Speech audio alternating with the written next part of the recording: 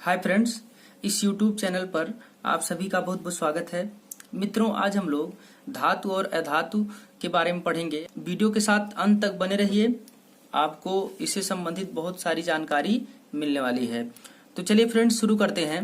देखिए, मेटल और non metal, तो पहले हम इसमें अंतर समझेंगे, तब उसके बाद आगे बढ़ेंगे। तो देखिए, मेटल क्या होते हैं? साधारण ताप पर धातुएं ठोस होती हैं। और नॉन मेटल में क्या है? साधारण ताप पर अधातुएं ठोस, द्रव या गैस हो सकती हैं। एक अपवाद है मेटल में, द्रव धातु मरकरी होता है। अब मरकरी का मेल्टिंग पॉइंट -39 डिग्री सेल्सियस होता है, ये भी कई बार पूछा है एग्जाम में। सॉलिड नॉन मेटल, ऐसा अधातु जो ठोस है, तो डायमंड हो गया, आयोडीन हो गया, फास्फोरस, सल्फर, ये सभी ऐसे अधातु हैं जो ठोस हैं। अब लिक्विड नॉन मेटल की बात करें तो ब्रोमीन होता है, इसे भी ध्यान रखना है। थोड़े अधिक ताप पर दो मेटल लिक्विड रूप में होती हैं। कौन कौन? सीजियम और गैलियम। धातुएं सामान्यतः कठोर होते हैं, अधातुएं सामान्यतः मृदु होती हैं। धातुएं चमकदार होती हैं, अधातुएं चमकदार नहीं होती हैं। और इनमें धात्विक चमक पाया जाता है धातुएं। और इसमें जो है सिल्वर हो गया, गोल्ड हो गया, प्लेटिनम और कॉपर, इसमें जो है धात्विक चमक होता है। और अगर अधातु में देखें तो अधातु में कुछ अपवाद हैं, हीरा, आयोडीन, सफेद, फास्फोरस, और इनमें क्या होता है? चमक पाया जाता है। और बात करें धातु में तो ये आघात वर्धनीय होते हैं और ये तन्य होते हैं, यानी आघात करने पर ये बढ़ते हैं और खींचने पे ये बहुत लंबे वायर के रूप में खींचे जा सकते हैं। और मैक्सिमम तन्यता होता है सोना का, एक कहा जाता है 1 ग्राम सोने में 2 किलोमीटर वायर खींचा जा सकता है। और लेकिन वो बात करें अधातु की तो ये भंगुर होते हैं, इन्हें ध्यान रखना है। अब इसके बाद ये विद्युत के अच्छे चालक होते हैं, यानी धातु जो है विद्युत के अच्छे चालक होते हैं। और मैक्सिमम जो विद्युत चालकता होती है वो चांदी में होता है। और हीट में भी यही है, चांदी ही सबसे ज्यादा ऊष्मा का चालकता प्रदर्शित करता है, यानी चांदी के बाद कॉपर आता है। अपवाद है इसमें कि लेड जो है ऐसा धातु है जो कुचालक होता है। तो ये विद्युत के कुचालक होते हैं। अपवाद की बात करें, ग्रेफाइट एक ऐसा अधातु है जो विद्युत का सुचालक है। ग्रेफाइट का मतलब होता है कार्बन। अब बात करते हैं अगले पॉइंट की, तो धातु जो है ऊष्मा के भी अच्छे चालक होते हैं और अधातु ऊष्मा के अच्छे चालक नहीं होते हैं। तो इलेक्ट्रॉन त्याग कर धनायन बनाने का गुण होता है धातु में। अधातु में इलेक्ट्रॉन ग्रहण करके ऋणायन बनाने का गुण होता है। इनके धातु ऑक्साइड क्षारीय होते हैं, लेकिन अधातु के ऑक्साइड अम्लीय होते हैं। और धातु के मेल्टिंग पॉइंट और बॉइलिंग पॉइंट उच्च होते हैं और अधातु के मेल्टिंग पॉइंट और बॉइलिंग पॉइंट निम्न होते हैं। और धातु के घनत्व उच्च होते हैं, अधातु के घनत्व निम्न होते हैं। धातुओं में धात्विक ध्वनि होती है, लेकिन अधातु में कोई ध्वनि नहीं होती है, ये अध्वनिक होते हैं। अब बात करते हैं कुछ प्रमुख धातुएं और उनके प्रमुख यौगिक। पहले हम सोडियम की चर्चा करेंगे। तो इसका लैटिन नाम नाइट्रियम होता है और इसका परमाणु क्रमांक 11, परमाणु भार 23। अगर इलेक्ट्रॉनिक विन्यास की बात करें तो 1s2, 2s2, 2p6, 3s1। और ये ग्रुप फर्स्ट का एलिमेंट है, क्षार धातु है। यह हवा और पानी में जल जाता है। इसे केरोसिन के तेल में रखा जाता है। यह मुलायम होता है और इसे चाकू से काटा जा सकता है। हल्का होने के कारण यह जल पर तैरता है, इसे ध्यान रखिएगा। अब बात करते हैं अगले पॉइंट की, तो लिथियम भी मुलायम होता है और इसे भी चाकू से काटा जा सकता है। लिथियम सबसे हल्का धातु होता है। सोडियम को कास्टनर और डाउन्स विधि द्वारा प्राप्त किया जाता है, यानी इस विधि द्वारा इसको बनाया जाता है। देखिए, सोडियम का यूज, तो इसका यूज जो है लिक्विड रूप में न्यूक्लियर रिएक्टर में, यानी शीतलक के रूप में किया जाता है।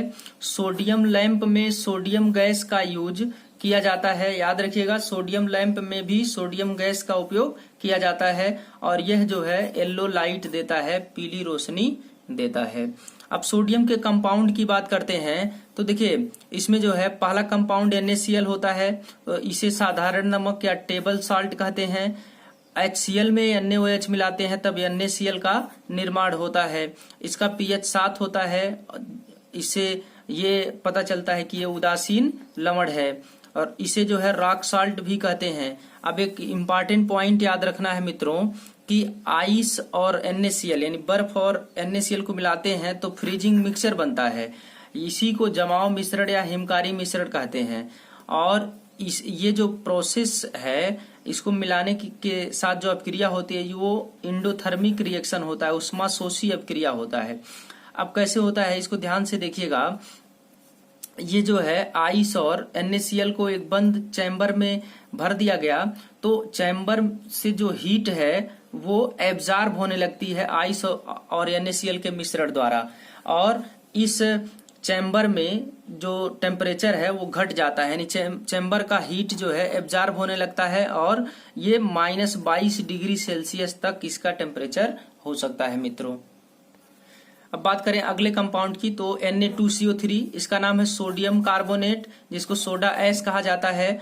2NaOH और H2CO3 दोनों को मिलाते हैं तो Na2CO3 बनता है, 2H2O बनता है। और Na2CO3 जो है साल्ट है और ये बेसिक नेचर का होता है। चूंकि NaOH प्रबल क्षार है और कार्बोनिक अम्ल ये दुर्बल अम्ल है, तो जब प्रबल क्षार दुर्बल अम्ल में मिलाया जाता है तो बेसिक नेचर प्राप्त होता है साल्ट का। इसका pH 7 से अधिक होगा। और Na2CO3 × 10H2O ये सोडियम कार्बोनेट डेकाहाइड्रेट है, इसी को हम लोग वॉशिंग सोडा यानी धावन सोडा कहते हैं, इसे भी ध्यान रखिएगा मित्रों। अब देखिए यूज ऑफ Na2CO3 यानी Na2CO3 का यूज क्या है, तो ये जल की कठोरता दूर करने में इसका उपयोग होता है। Na2CO3 × 10H2O को हम गर्म करते हैं यानी धावन सोडा को गर्म करते हैं तब सोडियम बाइकार्बोनेट बनता है, यानी खाने वाला सोडा यानी सोडियम बाइकार्बोनेट। अब NaHCO3 के बारे में देखते हैं तो ये क्या है, ये एक प्रकार का एंटासिड है, प्रतिअम्ल है। यह एसिडिटी को कम करता है, इसे फ्रूट साल्ट भी कहते हैं। और अग्निशमन में यह यूज होता है, और खास करके जब पेट्रोल से आग लगी हो उस समय आग को बुझाने का काम सोडियम बाइकार्बोनेट करता है, क्योंकि टेम्परेचर बढ़ जाने पर कार्बन डाइऑक्साइड बनने लगता है और यही कार्बन डाइऑक्साइड जो है उसको बुझा देता है और इसे शुष्क बर्फ कहा जाता है, सूखी बर्फ। अब अगले कंपाउंड की बात करें NaOH, तो ये सोडियम हाइड्रोक्साइड है, इसको कास्टिक सोडा दाहक सोडा भी कहते हैं। यह प्रबल क्षार है और इसका pH 14 होता है। इसका यूज साबुन बनाने में किया जाता है, खास करके वॉशिंग सोप कपड़ा धोने वाले साबुन की बात यहाँ किया जा रहा है। और पेट्रोलियम के शोधन में इसका उपयोग होता है, इसे भी ध्यान रखना है। अगला कंपाउंड है Na2B4O7 × 10H2O, ये सोडियम मेटाबोरेट डेकाहाइड्रेट इसका नाम है। इसे बोरेक्स या सुहागा भी कहते हैं। इसका यूज चमड़ा के शुद्धिकरण में किया जाता है, मोमबत्ती उद्योग में किया जाता है, जल के शुद्धिकरण में किया जाता है। एक याद रखिए नोट पॉइंट, MgSO4 इसको एप्सम लवण या इप्सम साल्ट भी कहते हैं। अब बात करते हैं अगले कंपाउंड की, तो Na2H2O3 × 5H2O, यह सोडियम थायोसल्फेट है जिसको हाइपो कहा जाता है और इसका उपयोग फोटोग्राफी में अस्थायी कारक के रूप में होता है। यह निगेटिव इमेज को पॉजिटिव इमेज में बदल देता है मित्रों।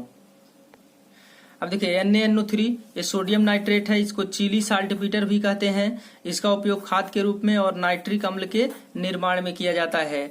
अब अगले कंपाउंड की बात करें NaNH4 × HPO4, इसका नाम है माइक्रोकॉस्मिक लवण और इसे जो है सोडियम अमोनियम हाइड्रोजन सल्फेट भी कहते हैं, इसे ध्यान रखिएगा। अब बात करते हैं मैग्नीशियम के बारे में, तो याद रखिएगा मित्रों मैग्नीशियम का परमाणु क्रमांक 12, इसका इलेक्ट्रॉनिक विन्यास 1s2 2s2 2p6 3s2। ये ग्रुप सेकंड का एलिमेंट है, ये जो कि क्षारीय मृदा धातु है, इसकी वैलेंसी 2 होती है और इसका निष्कर्षण जो है कार्नेलाइट से किया जाता है। ये बहुत इंपॉर्टेंट है मित्रों, याद रखिएगा। आप जानते हैं प्लांट्स में जो क्लोरोफिल होता है वो क्लोरोफिल फोटोसिंथेटिक पिगमेंट होता है, प्रकाश संश्लेषणी वर्णक होता है और इस क्लोरोफिल में Mg पाया जाता है, मैग्नीशियम पाया जाता है। तो एक रंजकहीनता बीमारी होती है, पादप में क्लोरोफिल में मैग्नीशियम की कमी होने से पत्तियों का रंग बदल जाता है और उसी को रंजकहीनता बोलते हैं, और ये मैग्नीशियम की कमी के कारण होता है मित्रों। उसके बाद फ्लैश बल्ब में Mg रिबन का उपयोग होता है और इसे जो है नाइट्रोजन के वातावरण में डाला जाता है। मैग्नीशियम के अयस्क की बात करें तो कार्नेलाइट होता है, जिसका formula KCl into MgCl2 into 6H2O ये है। अब बात करते हैं, देखिए सोडियम का एक कंपाउंड छूट गया था, Na2SO4 इंटू 10H2O। ये सोडियम सल्फेट डेकाहाइड्रेट है और इसको ग्लोबर साल्ट कहा जाता है। अब Mg के कंपाउंड्स की बात करते हैं, Mg के कौन कौन से यौगिक हैं, तो MgO पहला है, इसको मैग्नीशियम ऑक्साइड बोलते हैं, इसे मैग्नीशिया भी कहते हैं। ये बहुत कठोर होता है, ताप सहन करने की क्षमता इसकी अधिक होती है, यानी ये 2000 डिग्री सेल्सियस टेम्परेचर सह सकता है। ईंट बनाने वाले भट्ठी में भीतरी दीवार बनाने में इसका उपयोग किया जाता है। और याद रखिएगा Mg के दो मिश्र धातुएं हैं, मैग्नेलियम, इसमें जो है मैग्नीशियम, एल्युमिनियम, कॉपर और आयरन का मिश्रण होता है। उसमें मैग्नीशियम 2%, एल्युमिनियम 95%, कॉपर 1%, आयरन 2% होता है। और मैग्नीशियम का यूज जो है हवाई जहाज बनाने में किया जाता है। वहीं दूसरे मिश्र धातु की बात करें तो ड्यूरालुमिन होता है, और जिसमें एल्युमिनियम, मैग्नीशियम और कॉपर मैग्नीशियम मिला होता है, और 95% एल्युमिनियम होता है, 0.5% मैग्नीशियम, 4% कॉपर और 0.5% मैग्नीज होता है मित्रों, इसे ध्यान रखिएगा। और इसका उपयोग हवाई जहाज के पार्ट्स बनाने में किया जाता है और प्रेशर कुकर बनाने में किया जाता है। अब अगले कंपाउंड की बात करें तो मैग्नीशियम हाइड्रोक्साइड MgOH2, इसको हम मिल्क ऑफ मैग्नीशिया कहते हैं। ये भी एंटासिड यानी प्रति अम्ल के रूप में काम आता है। इसका pH 10 होता है। यह मिल्की यानी दूध जैसा होता है। इसको जो है शक्कर बनाने में यूज करते हैं मित्रों, इन्हें ध्यान रखिएगा। और HCl और MgOH2 को मिलाते हैं तो MgCl2 बनता है और H2O बनता है।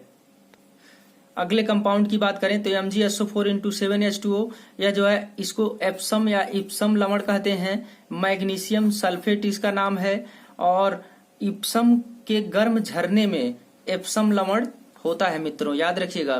दस्त रोकने में इसका यूज किया जाता है एप्सम साल्ट का। अब बात करते हैं अगले कंपाउंड का तो MgOH2 into MgCO3 into 3H2O, यह मैग्नीशियम अल्वा है। यह भी एंटासिड यानी प्रति अम्ल के रूप में काम आता है। अब सोरेल सीमेंट के बारे में बात करते हैं तो इसका फार्मूला होता है MgCl2 MgO इंटू XH2O। यह भी जो है मैग्नीशियम का ही एक कंपाउंड है। अब बात करते हैं कैल्शियम के बारे में तो देखिए कैल्शियम का परमाणु क्रमांक 20 और इसका इलेक्ट्रॉनिक विन्यास 1s2 2s2 2p6 3s2 3p6 4s2। अब देखिए ये ग्रुप सेकंड का एलिमेंट है, यानी ये क्षारीय मृदा धातु है, संयोजकता 2 होता है। अगर हम कैल्शियम में जल मिलाते हैं तो कैल्शियम हाइड्रोक्साइड बनता है और हाइड्रोजन गैस बनता है। वहीं अगर कैल्शियम को हवा में छोड़ दें तो कैल्शियम ऑक्साइड बना लेता है। अब कैल्शियम के कंपाउंड की बात करते हैं तो पहला कंपाउंड आता है कैल्शियम कार्बोनेट, इसका नाम कैल्शियम कार्बोनेट है। और रिएक्शन की बात करें तो CaCO3 और H2O इसमें मिलाते हैं तो कैल्शियम हाइड्रोक्साइड बनता है और कार्बन डाइऑक्साइड गैस बनता है। इसे जो है चूना पत्थर यानी लाइम स्टोन या खड़िया या संगमरमर कहा जाता है। इसको जो है मोती बनाने में, टूथपेस्ट बनाने में यूज किया जाता है। जो है शंख, सीपी, घोंघा इसी का बना होता है, इसे भी ध्यान रखना है। कैल्शियम ऑक्साइड की बात करते हैं अगले कंपाउंड की तो कैल्शियम ऑक्साइड को जो है बिना बुझा हुआ चूना कहा जाता है और इसको जो है क्विक लाइम भी कहते हैं। ये दाहक होता है और सीमेंट बनाने में इसका यूज करते हैं। सीमेंट का 50 से 60% भाग इसी का होता है मित्रों। और कैल्शियम ऑक्साइड और जल को मिला देते हैं तो कैल्शियम हाइड्रोक्साइड बनता है और ऊर्जा मुक्त होती है। इसलिए इस रिएक्शन को ऊष्माक्षेपी रिएक्शन कहा जाता है। ऊष्माक्षेपी रिएक्शन ऐसा रिएक्शन है मित्रों जिसमें अभिकारक मिलने के बाद जब प्रोडक्ट बनता है, रिएक्शन होता है तो उसमें एनर्जी बनती है और वो रिलीज होती है बाहर, इसलिए इसको ऊष्माक्षेपी अभिक्रिया बोला जाता है। अगले कंपाउंड की बात करें तो कैल्शियम हाइड्रोक्साइड, ये जो है इसको जो है बुझा हुआ चूना कहा जाता है। और इसकी जो है दीवारों की पुताई में इसका उपयोग होता है। कांच उद्योग में इसका उपयोग करते हैं। तंबाकू और पान के पत्ते में भी इसका उपयोग खैनी के रूप में करते हैं मित्रों। अब बात करते हैं CA3PO4 का होल ट्वाइस, यानी इसको कैल्शियम फास्फेट बोलते हैं, जिसको फास्फोराइड कहते हैं। यह उर्वरक के रूप में यूज किया जाता है और दांतों एवं हड्डियों में ये रहता है और थोड़ी मात्रा में टूथपेस्ट में भी ये रहता है। CaSO4 × 2H2O, ये जो है कैल्शियम सल्फेट डाइहाइड्रेट इसका नाम है और इसको जिप्सम कहते हैं। सीमेंट में इसका यूज किया जाता है। यह सीमेंट के जमने की दर को कम कर देता है और सीमेंट के हार्डनेस को बढ़ाने में इसका उपयोग किया जाता है। उर्वरक खाद में भी इसका उपयोग होता है। मिट्टी की अम्लीयता को कम करता है ये। और बात करें अगर जिप्सम को 120 डिग्री सेल्सियस पे गर्म कर दें तो ये प्लास्टर ऑफ पेरिस बन जाता है, POP बन जाता है। इसे भी ध्यान रखिएगा। अब बात करते हैं POP की, तो कैल्शियम सल्फेट हेमीहाइड्रेट इसका नाम है, यानी CaSO4 × 12H2O, या इसी को हम 2CaSO4 × H2O के रूप में लिखते हैं।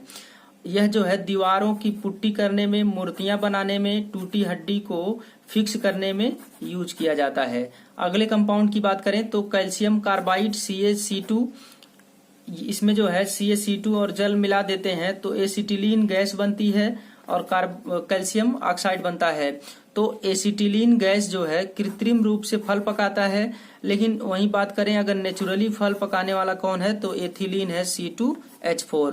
वेल्डिंग गैस में एसिटिलीन के साथ ऑक्सीजन यूज की जाती है, इसे ध्यान रखिएगा मित्रों। अब देखिए अगले कंपाउंड की बात करें, कैल्शियम साइनाइड या इसको साइनाकाइड बोलते हैं, CaCN का होल ट्वाइस।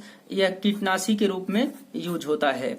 कैल्शियम ऑक्सीक्लोराइड की बात करें या ब्लीचिंग पाउडर, विरंजक चूर्ण की बात करें तो इसको जो है CaOCl फिर Cl ऐसे रूप में लिखा जा सकता है।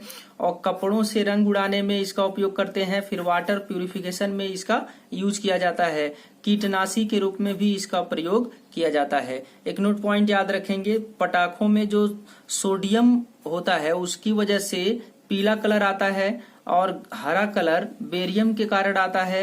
ईंट जैसे लाल कलर स्ट्रांसियम के कारण आता है और रेड कलर लाल कलर जो है वो सीजियम के कारण आता है। इसे भी बहुत अच्छे से ध्यान देना है मित्रों। अब आते हैं मैग्नीज के बारे में। तो देखिए इसका परमाणु क्रमांक 25, परमाणु भार 55 होता है। निष्कर्षण देखें तो पाइरोलुसाइड से निष्कर्षण होता है इसका। और मैग्नीज का मिश्र धातु देखें तो फेरोमैग्नीज इसका एक मिश्र धातु है जो आयरन और मैग्नीज से बना होता है। इसमें आयरन 20 से 30% होता है, मैग्नीज 70 से 80% होता है। मैग्नीज के कंपाउंड की बात करें तो इसका फेमस कंपाउंड है KMnO4। इसको लाल दवा या पोटेशियम परमैंगनेट कहते हैं। ये प्रबल आक्सीकारक होता है। जल के जीवाणु नाशन में इसका उपयोग किया जाता है। और याद रखेंगे जो अल्ट्रावायलेट रेज होती है, यानी जो पराबैंगनी किरणें होती हैं, उनके द्वारा भी जल के जीवाणु नाशन का काम किया जाता है। और क्लोरीन के द्वारा भी जल का जीवाणु नाशन होता है। ओजोन के द्वारा भी जल का जीवाणु नाशन होता है। इसे भी ध्यान रखना है मित्रों।